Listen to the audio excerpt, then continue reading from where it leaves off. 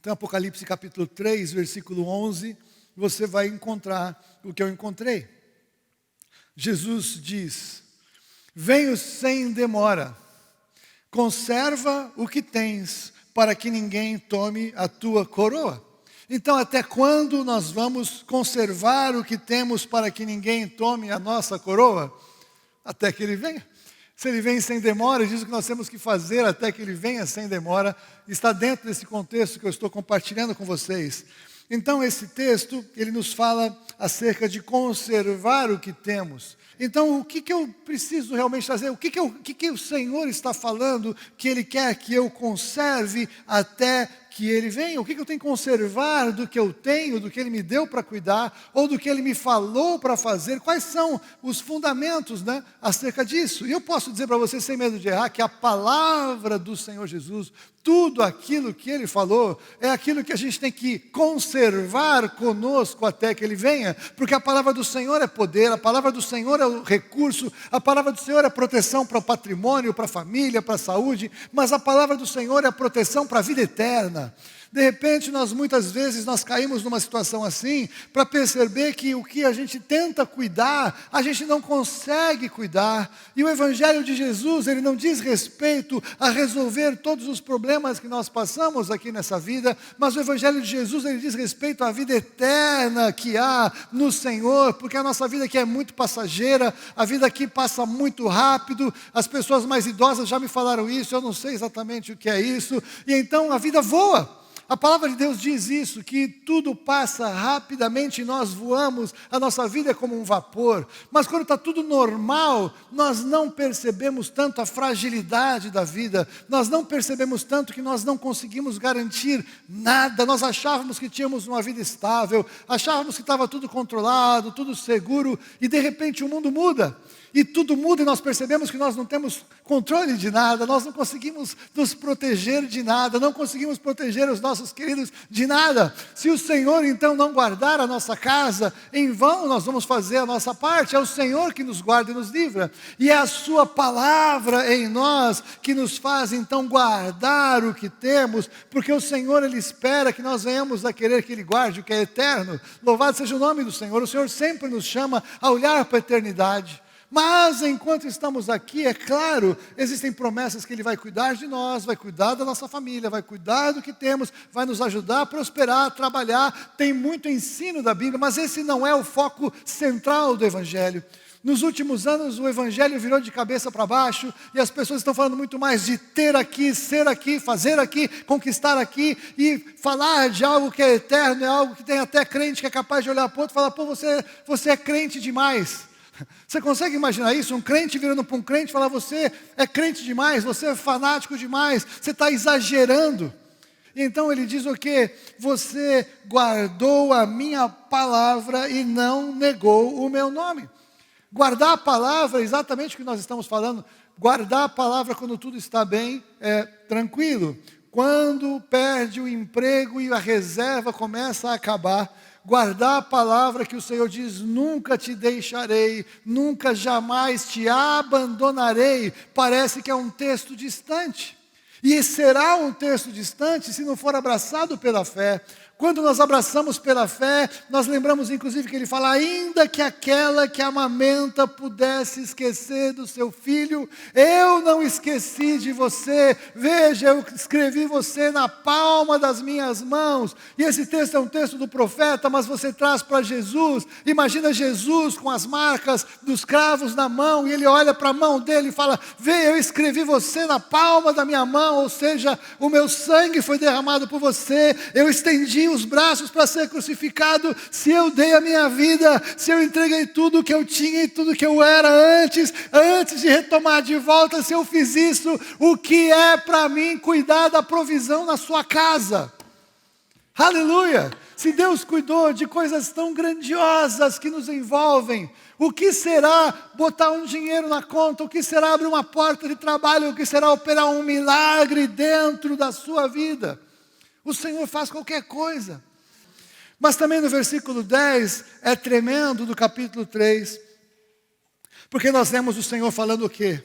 Porque guardaste a palavra da minha perseverança, também eu te guardarei da hora da provação que há de vir sobre o mundo inteiro, para experimentar os que habitam sobre a terra. Queridos, a grande tribulação vem, os últimos dias vêm, o juízo vem. O princípio das dores, que é o que nós estamos vendo, já está tomando conta do planeta. Apesar de ser obra de homens, apesar de ser obra de governantes, como eu já falei aqui, que governam nas sombras, que governam por trás dos governos que nós estamos vendo, as trevas estão tomando de assalto o mundo gradualmente, lentamente, porque isso é bíblico. O Senhor nos diz que de alguma maneira Ele vai nos guardar da hora da provação que vai vir sobre todo o mundo. Não adianta orar contra a hora da aprovação, porque a hora da aprovação Deus disse que virá.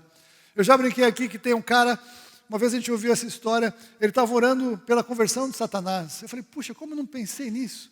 Resolvia tudo, né? Se o cara se converte, acabava o problema, né? E tudo mais. Não, Satanás não vai se converter. Não adianta orar contra o anticristo, ele vai vir, ele vai tomar conta. Não adianta orar contra a grande tribulação, ela virá. Por quê? Porque é palavra de Deus que isso vai acontecer. Então a palavra de Deus nos é dada para que nós estejamos preparados para o que vier. E cada um de nós, segundo a nossa convicção doutrinária, vai olhar e vai falar, eu creio que o Senhor vai me livrar desta maneira ou daquela outra maneira. Antes, durante, depois, tem várias linhas. O fato é que o Senhor disse que aquele que guarda a palavra da perseverança em Jesus, ele será guardado da hora da aprovação que há de vir sobre o mundo inteiro para experimentar os que habitam na terra. E o Senhor então, Ele vai espremer os cidadãos da terra que não receberam a Jesus o Cristo, para que se arrependam, para que entendam que está acontecendo algo incontrolável, inadministrável, e ainda assim o Senhor o tempo todo Ele está esperando arrependimento, é o que Ele fala ao longo do livro de Apocalipse, mesmo na hora mais dramática do juízo, o Senhor ainda está esperando arrependimento, Ele fala, ainda assim não se arrependeram. E é tremendo porque, embora Apocalipse fale do futuro, o Senhor escreveu o livro no passado, porque para Ele já aconteceu. Você está entendendo? Então veja, se nós guardamos a nossa confissão, se nós guardamos a palavra da esperança, Ele vai nos guardar, qualquer que seja a sua expectativa de fé acerca do arrebatamento, em especial você que me assiste de outra denominação, está diretamente ligado à perseverança. Agora veja, eu não creio em salvação por obras, amém? Salvação é pela graça por meio da fé. Mas a Bíblia, em alguns lugares, ela coloca que o que persevera até o fim é salvo. E se a gente não entender a ordem das coisas, a gente pode achar que então, na última hora, o cara pode perder a perseverança e perde a salvação. Eu sei que tem ministérios que creem em perda da salvação, eu não creio. Eu creio que a salvação é um ato de Deus, é um ato de Jesus na minha vida, eu não mereço. Mas Ele opera em mim, o Espírito Santo me ilumina, tenho revelação dos meus pecados, eu me arrependo deles e eu recebo vida, eu sou feito filho. Em nome de Jesus, filho por adoção. Mas veja, quem nasceu de novo, quem realmente está em Deus, quando vem vindo a provação, quando vem vindo a hora difícil, persevera até o fim e é salvo destas situações e é salvo eternamente.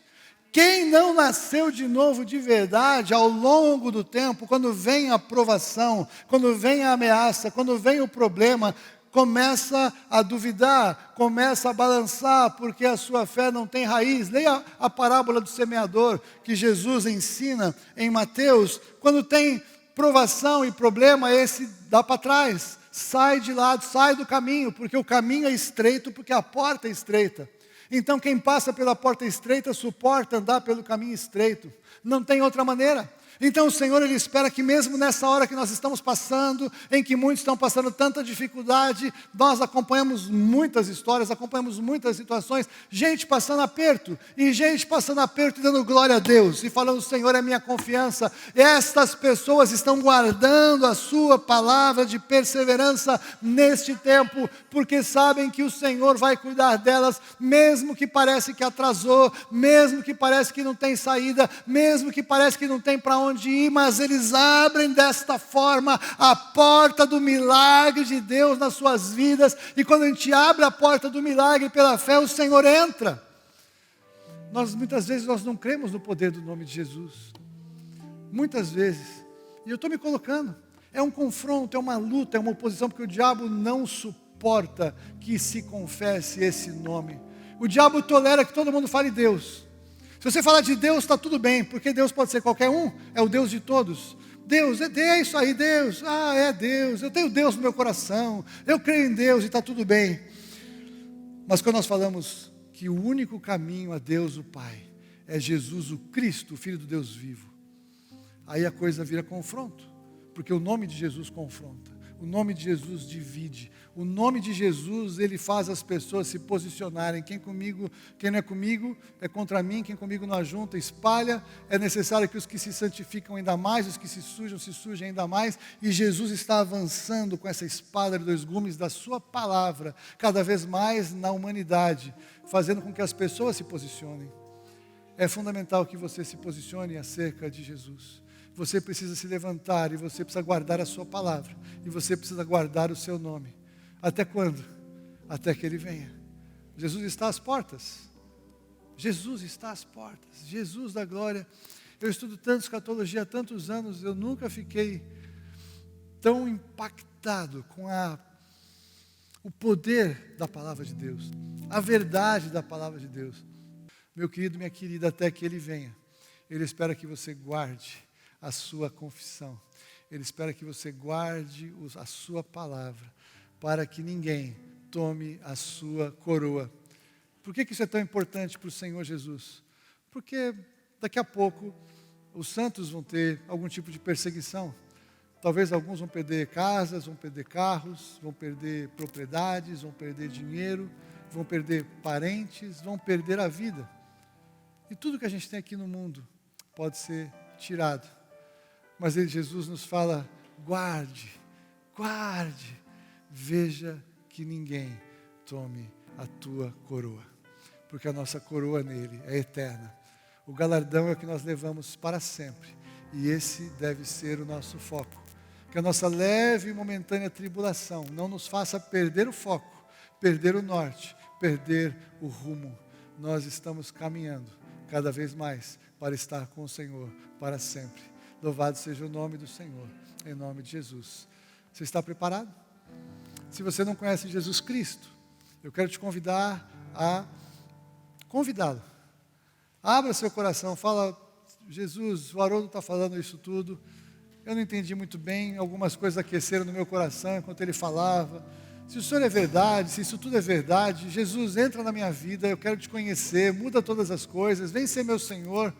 Faça uma oração do seu jeito, das suas palavras, pouco importa, mas seja sincero, diga para Ele que você quer, Ele vai se encarregar de cuidar de você, e Ele vai, de alguma maneira, te dar uma direção. Se você quiser, mande para a gente aqui, nós temos o WhatsApp do Ministério, manda mensagem para a gente, nós vamos ter o maior prazer em colocar alguém para cuidar da sua vida, alguém para orar com você, alguém para te explicar como é a salvação pela graça, por meio da fé em Jesus Cristo. Mas talvez você é alguém aí de Jesus, você é crente em Jesus, você conhece o Senhor, mas essa situação toda que nós estamos vivendo está fazendo você nadar no medo, está fazendo você afundar no medo. E a palavra de Deus, por figura, mostrou quando isso aconteceu, quando os discípulos estavam com Jesus no barco. Jesus estava dormindo e veio a tempestade, e eles ficaram apavorados, eles foram acordar Jesus, e quando Jesus acordou, Ele acalmou a tempestade. Não deixe Jesus dormir no seu coração. O medo é só medo, não é real. O medo, ele é artificial, ele é falso, ele coloca coisas que nunca vão acontecer na sua vida como se fossem reais. Ele coloca coisas cotidianas como se fossem coisas impossíveis de ser vencidas. Deixe o Senhor Jesus se levantar no barco da sua vida e acalmar os medos em nome de Jesus. Convida o Senhor para tirar o medo do seu coração. Creia que Ele é poderoso para tirar o medo do seu coração. E Ele fará isso em nome de Jesus. Deus te abençoe em nome de Jesus.